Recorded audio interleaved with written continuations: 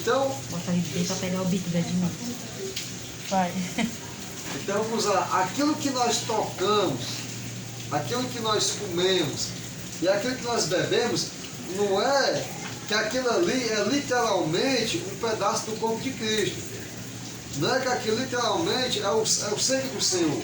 Mas aqueles elementos, aquele ato que nós fazemos, ele vai trazer a recordação daquilo que nós estamos tentando entender ou tentando viver.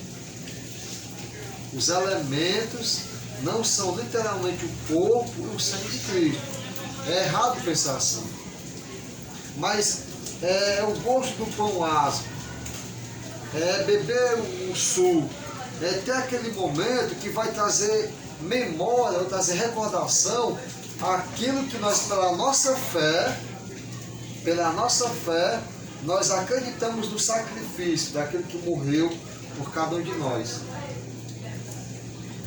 A ceia do Senhor, ela é um memorial, ela serve para fazer memória, para trazer a lembrança do Senhor, e ela também serve para quê? Para proclamar a morte do Senhor. Foi assim que ele falou: fazer isso em memória de mim. Isso, toda vez que comer, beber. Fazendo isso, nós vamos estar fazendo o quê? Anunciando a morte de quem? De Cristo. Até quando? Até ele voltar. Então é assim, enquanto Cristo não volta, e ele está para voltar, o que é que nós vamos fazendo? Anunciando a morte dele e a vinda dele. Ele morreu para nos libertar, para nos purificar, para nos salvar. Você agora é puro, você agora pode ser reconciliado com Deus. Você se prepara para tudo isso, que é para quando Cristo vier, ele levar. Então nós anunciamos a morte de Jesus até que ele venha. Ser do Senhor é para recordar, trazer a memória, lembrar e para proclamar a morte de Cristo até que ele venha. E quando é que nós fazemos isso? Qual o dia que nós fazemos isso? Aos domingos, no primeiro dia da semana. É qualquer domingo? É um domingo no ano? Como é que nós entendemos?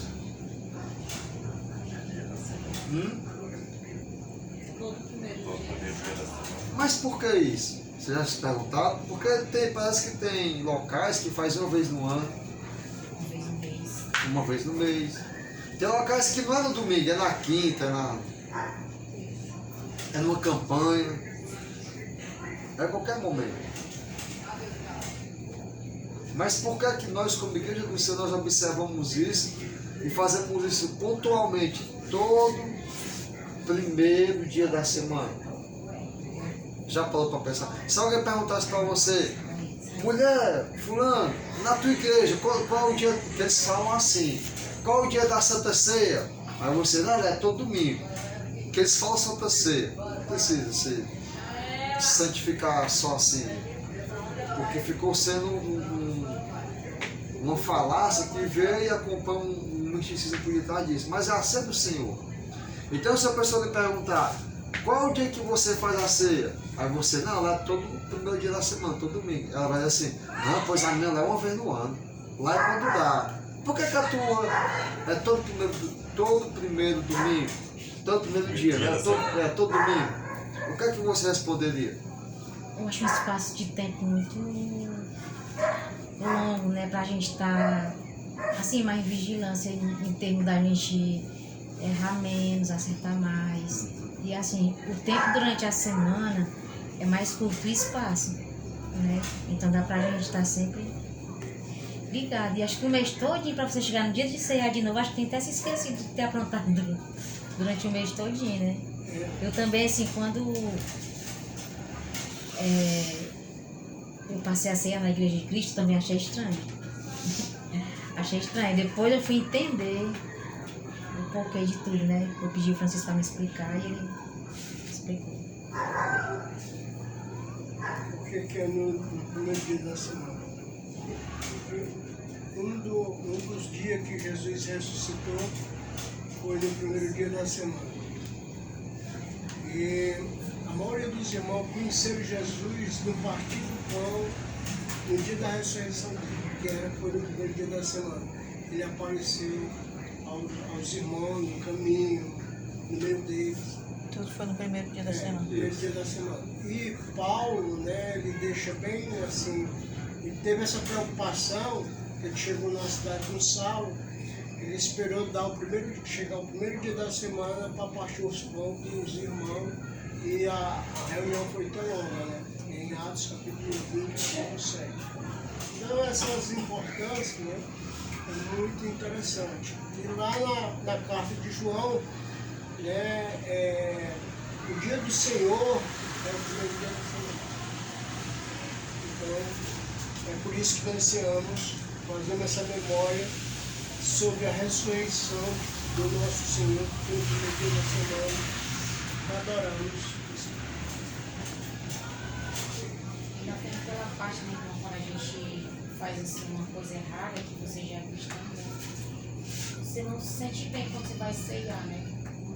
Você meio assim, sabe que você fez aquilo, aí você vai ceiar uma coisa que é limpa, né? E a gente Coisa que é se sagrada. inicia nessas coisas. Tem um ponto que lá em João, que Jesus disse, olha, aquele que não come, que não bebe do meu sangue, não faz parte de mim. Então, a gente tem que comer, analisar, certo? Eu fiz um ato errado.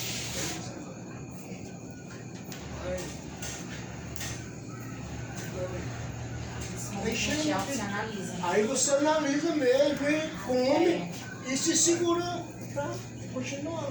Porque a gente é falho. A gente não pode comer o pão e viver na prática do pecado. Aí é outra coisa. Isso é muito importante. Quero fazer uma nota de rodapé, uma observação. Porque é muito complicado. Se nós não se vigiar de verdade, a ceia do Senhor corre o risco, por nós fazemos todo o primeiro dia da semana. Tem pessoas que tomam por tomar, né, irmão?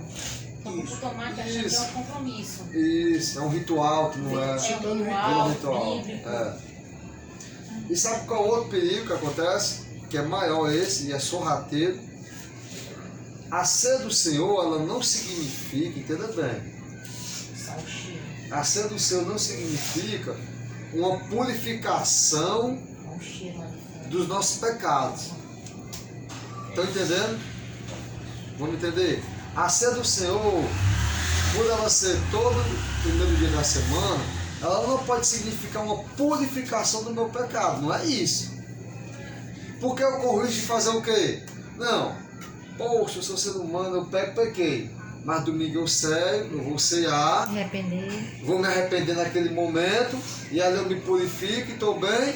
E continua pecando. E continuo pecando. Com certeza, a gente pensa assim. E aí pensa que aquele momento ali vai ser uma lavagem, Vai ser a lavagem do pecado. do pecado. E aí eu vou continuar tem pecando. gente que não entende. É melhor pensar assim, domingo tá bem aí, então é melhor não pecar, porque tem que ceiar. Justamente. Então é o contrário. Aí eu penso, rapaz, domingo eu vou estar ali anunciando a morte de Cristo. Domingo eu vou estar ali proclamando, eu vou estar lembrando do que Cristo fez por mim. Então, como é que eu vou chegar para naquele momento ali eu estar anunciando isso? Se você for ver, quase todas as vezes que a Bíblia fala sobre a ceia do Senhor, fala na noite que Jesus foi traído. Sabe por quê? Porque no meio daqueles que estavam ceando, tinha um que estava pecando e não estava preocupado se ia se libertar do pecado ou não. Ele já estava com o coração cheio de traição e de maldade. Quem era, que nós vimos lá em Mateus? Judas. Então, só vamos lá. Vamos entender aqui. Então, se eu sou aquela pessoa que estou com pecado dentro de mim, oculto, você sabe qual é o pecado oculto, irmão? Sabe qual é o pecado aquele que você se entrega e você está escravo dele. Você sabe qual é o pecado? Independente se ele é grande ou é pequeno. É aquele pecado que você não confessa para o seu irmão ou para uma pessoa que você sabe que vai ajudar a se libertar daquele pecado. É aquele pecado que você não quer se libertar. É aquele pecado que lhe atrai, que lhe envolve e que lhe dá um desejo por ele. E que você fica dizendo que vai se libertar dele, vai se libertar, e entra semana, entra ceia, entra dia, entra coisa, e você não se liberta dele. E você prefere estar procurando várias coisas para trazer o porquê daquele pecado, várias desculpas. É como se fosse assim, eu sendo uma pessoa casada, vamos dizer assim, eu sou com a Ivone aqui, que está aqui. Eu sou uma pessoa casada, e tem uma mulher no meu trabalho, uma pessoa lá, que talvez eu não esteja nem saindo com ela para namorar com ela, fazer as práticas finais. Mas ainda eu estou flertando com ela, eu estou conversando, eu estou alimentando no coração dela um desejo, e estou alimentando o meu. Eu fico até às vezes com aquelas piadazinhas de duplo sentido para ver se aquela mulher ela cai na minha sedução. E eu fico muito empolgado porque eu sei que aquela mulher ali, ela está sentindo alguma coisa por mim, sabe? Ela mexe comigo e me sente, me deixa valoroso. Fica mais incentivado para dar outras pecadas. Isso, e aí eu fico com aquelas coisinhas ali e não quero me libertar. E eu fico alimentando e fico ali e estou ali ceando. Como se nada tivesse acontecido. Não estou preocupado com o perigo daquilo ali. E toma-se de novo, né? Quando eu me acertei com a Ivone de verdade, uma coisa que eu disse para ela assim, ó. Eu disse ó, as minhas pior traição que eu fiz por você, eu estava no mundo, né? Não foi aquela que eu saí com a mulher e fui direto e resolvi o que era para resolver. Às vezes foram muitas pessoas que eu estava só conversando. Namorando de cadeirinha, pegando só na mão dela, mandando mensagem. Pra mim, aquela ali foi a pior traição. Tudo é pecado, tudo não presta, tudo bem, tudo não existe. Mas aquelas coisas ali sorrateiras era pior do que aquelas outras mulheres que eu tinha, que eu já pegava ela ali e já consumia o que era para resolver. E era uma coisa mecânica. Mas aquelas coisas alimentadas, aquelas coisas ali de trabalho. Porque, irmãos. Se prolonga mais, né? Não, entenda uma coisa. Ó, o pecado não chega assim não. Você tá andando aqui, buf, bate pro pecado e pequei, mas agora? Tô doado. Meu irmão, não existe. O pecado ele vai devagarzinho, ele vai sendo alimentado. Ele vai entrando e você vai abrindo caminho, ele vai crescendo. Quando a pessoa vem pecar daqui a 1 ano, 2 anos, ou daqui a qualquer tempo, não foi que foi de manhã e ela, poxa, irmão, ontem eu estava, glória a Deus, ontem eu estava tão bem, dormi tão bem com Deus, e hoje não é assim. O que ela estava alimentando. O que ela estava alimentando, o que ela não estava vigiando, o que ela não estava se preocupando, Tiago fala o seguinte, o pecado consumado, ele gera morte. É uma mulher que está grávida. E aí aquilo ali está crescendo ali naquele vento. E ele vai crescendo. E chega um momento ali que aquilo ali nasce, o pecado nasce. Mas é um pecado que já estava ali enlinhado em alguma coisa, ele estava se alimentando. O bebê está aqui, né, na barriga da mãe. O cordão umbilical dele, ali até dentro, aquele ser alimenta aquilo ali. E ali vai crescendo e vai criando força para um momento ele sair de dentro daquela pessoa e ser uma vida própria. E aí sabe o que vai acontecer com essa cria que você pariu? Ela vai lhe comer, ela vai lhe devorar. Eu esqueci, mas parece que no reino animal tem uma que dá a cria e a própria cria come ela. O pecado é assim. Uma coisa certa dele no meu trabalho, tinha um cara que sempre ficava olhando pra mim, sabe? Eu achava tão estranho. E ele ficava olhando pra mim e tirava assim umas brincadeiras, mas eu achava assim sem intenção, né? Eu achava a intenção dele só brincar. Essa semana ele tirou um botão lá na UTI e quando eu entrei no nervoso eu me bati. Aí ficou bem de frente assim o meu rosto mesmo. Que é isso, homem? Aí Aí ele olhou pra mim e disse assim, eu sempre tive vontade de falar com você. Aí eu, e o quê? Aí quando ele olhou pra mim e falou assim, que tinha vontade de ficar comigo, que me achava bonita. Aí eu disse assim, você não é casado? Ele disse assim, sou. Falou isso com a mulher, rapaz. A mulher tá em casa. Você tem filho? Tenho. Você ia gostar que sua mulher fizesse isso com você? Aí ele, não, me dá teu WhatsApp, eu nunca. Falou, e sua esposa tá em casa? Aí ele só fez, olhou pra mim assim, mas não dá certo não, eu nunca. Aí ele passou a noite todinha enchendo meu saco. Acontece, é como ele diz mesmo, mas se você alimentar o negócio da cria.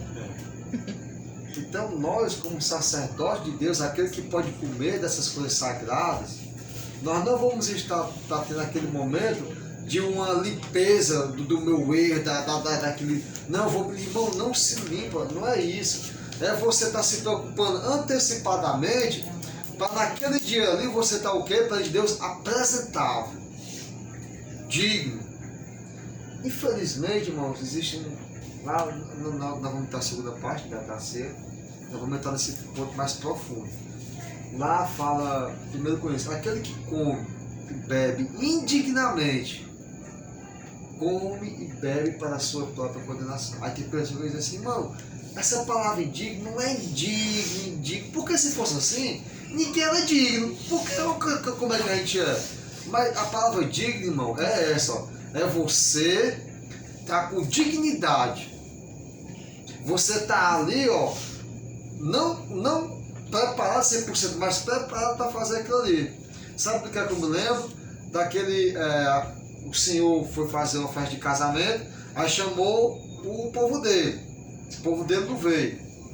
Aí disse, não, então faz o seguinte, chama todo mundo, chama aí, vai nas ruas, vai nos becos, manda todo mundo vir para a festa, todo mundo é meu convidado, tá certo? Aí todo mundo vai pro casamento. No meio daqueles que foram convidados, tinha um que não estava com traje de roupa de casamento adequado. Não é porque ele foi convidado agora que ele ia chegar lá de qualquer maneira, porque ele foi convidado para quê? Para um casamento. Então era para ele ter, sabe o quê? Poxa, rapaz, eu nem sou daquela família, uma família real, e eu estou sendo convidado para quê? Como é que eu vou me portar? Qual é a roupa que eu tenho que ir de casamento? Como é que eu tenho que chegar lá? Porque é uma festa de casamento, não é qualquer coisa. Estão conseguindo me entender? É assim que talvez seja um norte para a gente entender a parte de dignamente. É eu me preparar e estar buscando estar ali o mais próximo do que Deus quer para a minha vida, para naquele momento eu estar participando o quê? Daquela ceia do Senhor. E da maneira adequada, né? Da maneira adequada. Durante esse tempo todo eu não tinha entendido, eu lia, relia, eu pensei, que trajes é esse, meu Deus? Agora foi que eu entendi. Não, porque Eu você também. vai nessa, mas que traje é esse? Quem é esse homem? Eu ficava me perguntando. Agora ele falando, deu a entender que não foi de qualquer jeito, né? É como se assim, eu fui convidada para um casamento da irmã, né? Será que eu vou com um calção, uma blusa que eu tô em casa fazendo minhas coisas? Claro que não, até hoje eu tava pensando, meu Deus, eu tenho que comprar uma roupa para o casamento da irmã. Eu pensando hoje, né? Eu tenho que fazer isso, eu tenho que fazer aquilo. Agora que encaixou tudo. É você ter um zelo para aquele momento, entendeu? Rapaz, eu não sou nem mencionado de ser convidado para o casamento, mas já que eu fui, na minha, não é uma coisa extravagante, é nas suas condições fazer aquilo que é apropriado para o momento. Então nós somos aquele que, para ser do Senhor, nós vamos estar de maneira apropriada, de maneira decente, buscando estar ali, ó, sem ter vergonha.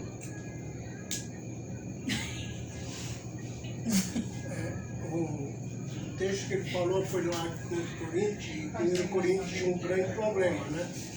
O grande problema, a igreja estava sem amor, se dividindo, um puxando para um canto, outro puxando para outro, eu sou de Paulo, eu sou de Apolo, eu sou de Cefo, e um dizia que era de Cristo. E Paulo, ele, lá no começo da carta, ele fala, eu digo, olha, quando vocês se reúnem, não é a sedução que vocês estão comendo, não. Porque vocês não estão se reunindo para melhor, mas assim para pior. E lá era falta de amor. Só falta de amor. Era uma vida indigna. Né? E João diz, ó, filhinhos, não vos deixai enganar por ninguém. Aquele que pratica justiça é justo, assim como ele é justo. Então, ele nos justificou e a gente tem que permanecer nessa justiça. Né? Como assim aqui e tenho raiva do meu irmão. Aí você está... Não perdoa. Não perdoa. Aí você está comendo para a sua condenação. Aí ele diz, olha, aquele que pratica o pecado, que vive na prática do pecado, que aqui é o mesmo contexto de amor, né? Aquele que vive na prática do pecado é do diabo. É aquilo que quando Judas meteu lá, Satanás entrou nele. O diabo entrou na vida de Judas. Por isso que Judas fez isso. Aí ele diz, aquele que pratica o pecado procede do diabo, porque o diabo vive pecando desde o princípio. Para isso se manifestou os filhos de Deus, para destruir a obra do diabo. Todo aquele que é nascido de Deus não vive na prática do pecado, pois o que permanece nele é a semente divina. Então, nós temos que a cada momento estar olhando o que o Espírito Santo está nos concedendo. Senão a gente vai realmente comer o pão e o suco indignamente. Levantando deuses para nós, não para o corpo, como foi ensinado naquela outra lição, né? O nosso ajuntamento é para um estar ajudando os outros. Dentro desse contexto. E isso é tão importante. Já foi um exemplo que eu dei, né, daquele. Mas esse aqui é um dos maiores e mais embutidos que está no meio da gente estar ceando e está com alguma coisa contra o meu irmão, contra a minha irmã, contra aquele que pecou, contra aquele que não está bem. Olha só, abre em Romanos capítulo 2.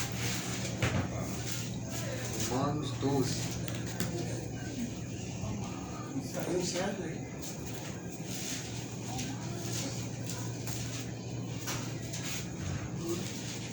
Romanos 12.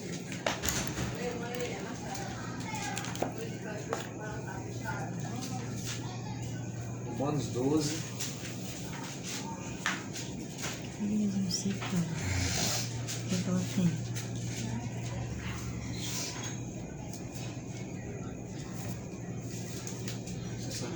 Romanos 12. Versículo 1. Romanos 12.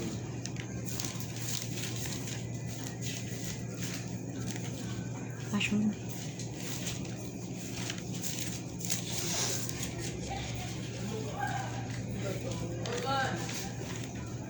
Logo lá, mas a gente acha que pelo mundo. Achou? Achei, tô no celular. Romanos 12. Chique. Tá gravando, sim. Tá gravando. Não sei, gente.